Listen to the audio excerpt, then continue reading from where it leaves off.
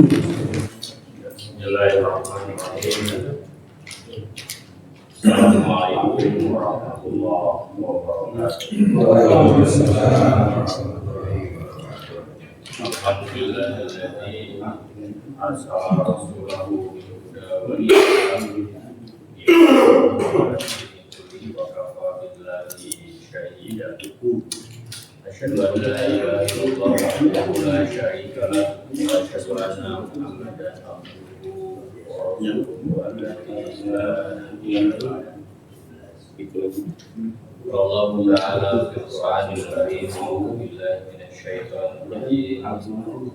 Ya ayyuhalladzina amanu taqullaha haqqa tuqatih wa la tamutunna illa wa antum muslimun. Qala ta'ala aydan wa laqad ba'athna fi kulli ummatin rasulan an ibudullaha wastaghfiruhu wa minhum man hadallahu wa minhum man haqqat alayhi qawlan yasiru fil ardi fanzuru kaifa kana 'aqibatul mukadzimin. Hadirin yang dimuliakan Allah, bagaimana kabarnya pagi hari ini? Alhamdulillah sehat. Kata yang paling mudah baikkan sebaiknya syukur kepada Allah Subhanahu wa Ta'ala atas segala anugerah nikmat yang telah curahkan kepada kita, nikmat kesehatan, nikmat waktu luang, nikmat kesempatan, dan yang paling utama adalah nikmat iman dan nikmat Islam. Yang alhamdulillah kita bisa hadir di majelis ilmu, majelis bacaan Al-Quran. Semoga kesempatan ini menjadi jembatan bagi kita untuk senantiasa mendapatkan rahmat, maghfirah serta ketenangan dari Allah Subhanahu wa Ta'ala. Tidak lupa salawat dan salam kita aturkan kepada baginda Rasulullah Sallallahu alaihi wasallam, kepada para istri beliau, kepada keluarga beliau, kepada para sahabat ridwanullahi alaihim, para tabi'in, kepada dan sampai kepada. Pada kesempatan kali ini kita akan membahas menelaah tentang hati yang dihuni oleh tauhid. Hati yang dihuni oleh tauhid.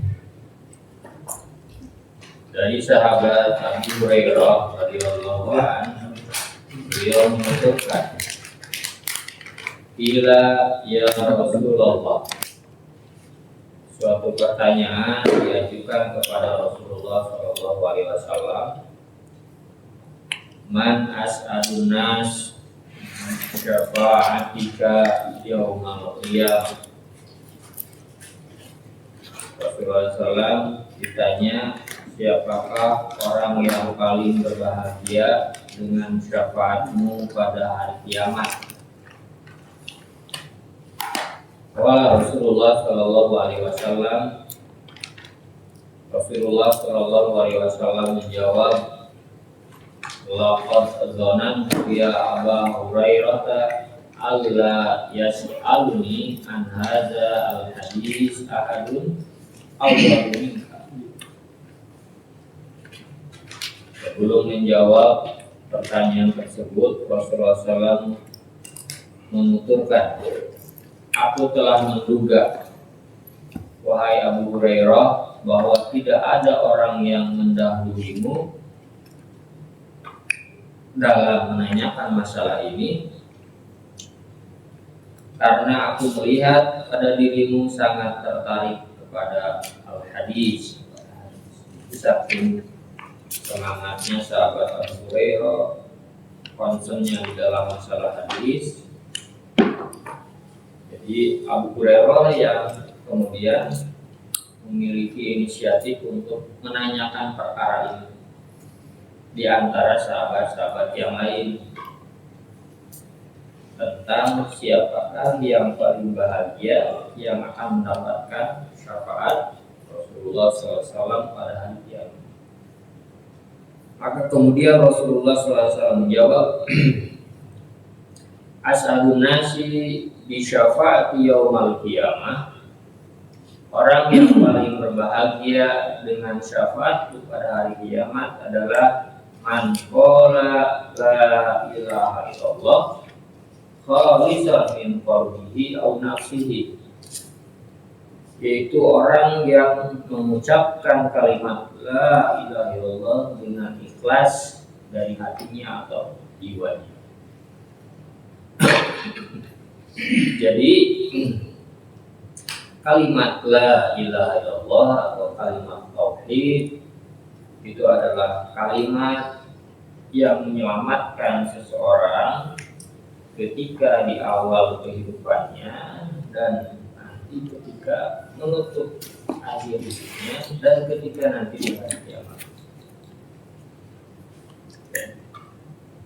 Jadi ketika dia wafat, nah itu yang paling utama, yang paling akan berpengaruh sekali. Apakah dia dalam keadaan bertauhid kepada Allah Subhanahu wa taala, ya, sekalipun mungkin dia membawa dosa-dosa yang lain, tapi yang paling utama adalah dia sudah meyakini tentang kalimat tauhid, kalimat la ilaha illallah. Maka itulah yang akan berbahagia. Di dalam hadis yang lain diriwayatkan dari sahabat Muaz, tadi riwayat Imam Bukhari ya, dari sahabat Abu Hurairah. Sekarang dari sahabat Muaz bin Jabal radhiyallahu anhu. Beliau menuturkan, sahabat Muaz juga sahabat yang sangat istimewa ya. Di beberapa kesempatan Rasulullah SAW ada dialog dengan beliau ya, termasuk tentang hak Allah terhadap hambanya, begitupun hak hambanya terhadap Rabbnya. Sahabat Muaz, sahabat yang memiliki kedalaman ilmu ya, bahkan disebutkan dalam beberapa riwayat beliau nantinya akan memimpin para faqih, para ulama di hari kiamat, pelopornya, penghulunya. Nah, Rasulullah SAW bersabda, man mata wa huwa yashhadu an la ilaha illallah wa anna Muhammadar Rasulullah shadiqan min qalbihi dakhala al-jannah. Ini lebih disebutkan lagi, barang siapa yang wafat dalam keadaan bersaksi ya, bahwasanya tidak ada Tuhan melainkan Allah dan bahwasanya Muhammad itu adalah Rasulullah, shadiqan min qalbihi, jujur dari hatinya, niscaya dia masuk surga. Maka perkara membersihkan hati, karena kan tempatnya di situ ya, wadahnya, qalbun itu ya, membersihkan hati, ya selalu berusaha untuk merawatnya, itu adalah perkara yang sangat penting. Kemudian dari sahabat, ini hadis riwayat Imam Ahmad ya. Hadis berikutnya dari sahabat Umar bin Khattab radhiyallahu anhu, beliau menuturkan Rasulullah SAW bersabda, apabila muazin mengucapkan Allahu Akbar, maka salah seorang dari kalian juga mengucapkan Allahu Akbar. Jadi ketika muazin mengucapkan lafaz kalimat Allahu Akbar dan lain sebagainya, maka ikutilah. Sebagaimana dalam sebuah hadis, idza sami'tum muazin faqulu misla ma yaqulu muazin. Apabila kalian mendengarkan apa yang diucapkan oleh muazzin, maka ikutilah. Illa hayalatain, kecuali hayal sholat. Itu diucapkan dengan la haula wala quwwata illa billah. Maka kemudian Rasulullah SAW melanjutkan, summa qala asyhadu an la ilaha illallah, asyhadu an la ilaha illallah, asyhadu anna Muhammadur Rasulullah, sampai hayya 'alas shalah, hayya 'alal falah, la haula wala quwwata illa billah. Maka kata Rasulullah SAW, ya. Nah, jadi niscaya siapa yang mengucapkan apa yang diucapkan tadi muazzin, ya, kecuali hayya 'alas shalah, hayya 'alal falah, ya. La ilaha illallah min qalbihi dakhalal jannah, sampai kalimat la ilaha illallah itu, ya, maka kata Rasulullah SAW, dia akan masuk surga. Hadis riwayat Imam Muslim. Jadi kalimat azan itu isinya hampir semuanya kalimat tauhid. Nah, dalam hadis disebutkan setan itu lari terkentut-kentut ketika azan tiba. Jadi lari dia sepencang-pencang, panas.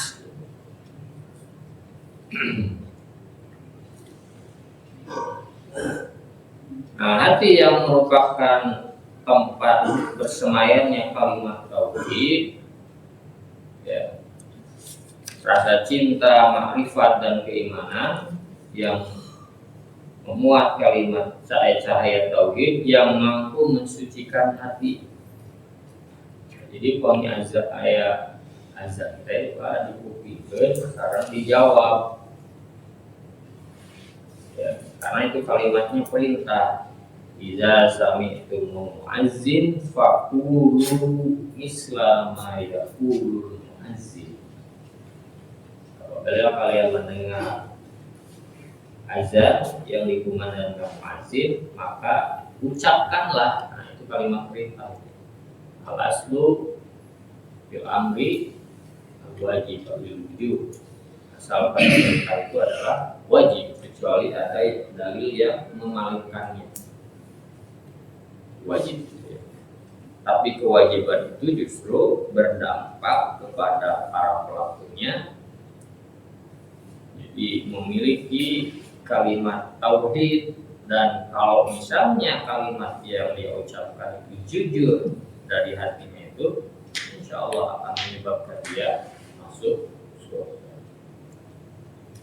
Inilah esensi kalimat la ilaha illallah, ya, serta merupakan hal terbaik yang diperoleh hati dan dicapai jiwa. Hati yang tidak perlu diragukan lagi bahwa tujuan pokok setiap hamba adalah mentauhidkan Allah, mengesahkan Allah, pemilik langit dan bumi, ya, mengikrarkan keesaannya, memandangkannya dengan perendahan diri, ketundukan dan kepasrahan, menghadapkan hati kepadanya dengan perendahan diri dan ketundukan, dengan harap dalam harap dan cemas, dalam takut dan asa, dalam sujud dan rukuk. Memurnikan peribadatan hanya untuknya, melepaskan diri dari seluruh kesyirikan, sedikit maupun banyak, yang kecil maupun yang besar. Itulah tujuan utama yang menjadi tujuan penciptaan makhluk. Keberadaan mereka untuk mewujudkan tujuan tersebut seperti yang difirmankan Allah di dalam surat An-Nahl, surat yang ke-16 ayat yang ke-36. Maka surat An-Nahl surat yang ke-16.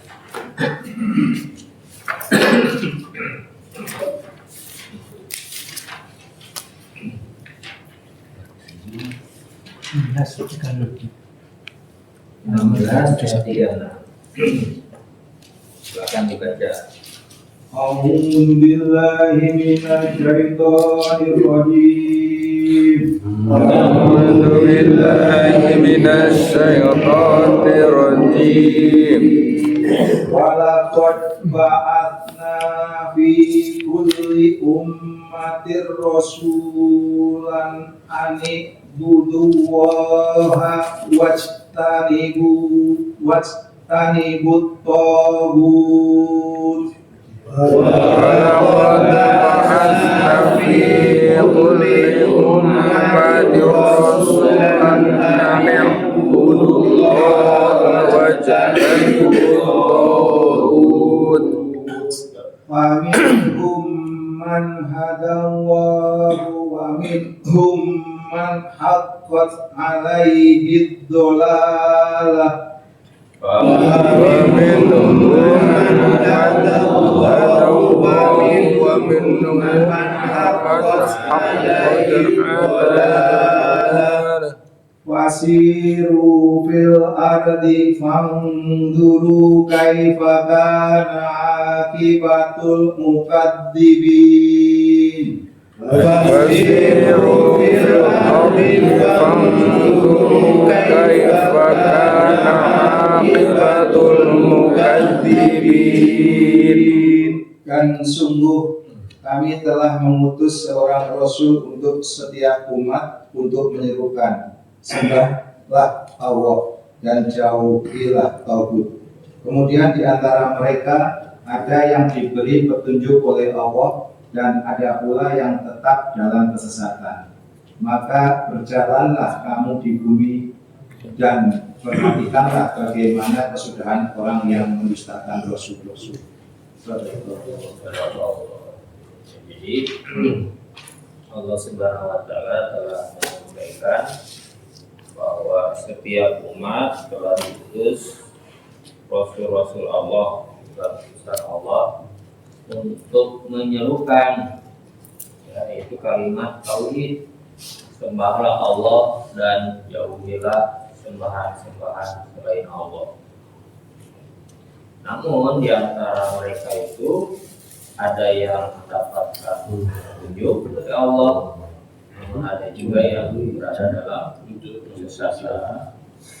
Maka bersyukurlah orang yang sudah mendapatkan hidayah dari Allah Subhanahu wa taala, kemudian menjaga hidayah itu di dalam ketaatan di atas sunnah sehingga dia wafat dalam keadaan muslim. Maka kata Allah kemudian melanjutkan, berjalanlah di muka bumi dan perhatikanlah bagaimana kesudahan orang-orang yang mendustakan para rasul. Jadi kita pun disuruh untuk belajar, mempelajari, menyusuri sejarah. Ya, sekarang memang sudah canggih ya, dengan membaca, melihat teknologi, kita bisa lihat wilayah-wilayah, kaum-kaum, umat-umat sebelum kita, gitu ya. Bisa melihat, mengetahui informasi ya, secara detail malahan ya, secara menyeluruh. Nah, ditambah lagi di dalam Al-Quran juga sudah disebutkan tentang kaum-kaum yang mendustakan para rasulnya. Situs-situsnya, tempat-tempatnya bisa kita telusuri, misalnya di internet, lihat foto-fotonya. Jadi orang saya ongkos tentunya tidak ada kesempatan untuk pergi, satu waktu juga, dua biaya gitu ya, tiga juga logistik, ya. Nah, bisa ya. Yang penting kita bisa mengambil hikmahnya. Yang penting kita bisa mengambil pelajaran.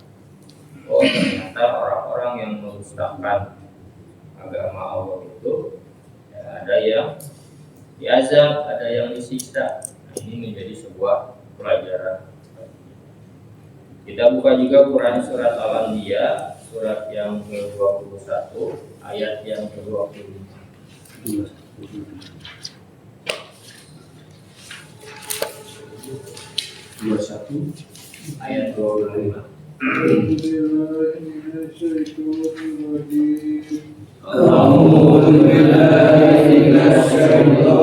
الرجيم وما أرسلنا من قبلك من رسول إلا نوحي إليه أنه لا إله إلا أنا فاعبدون.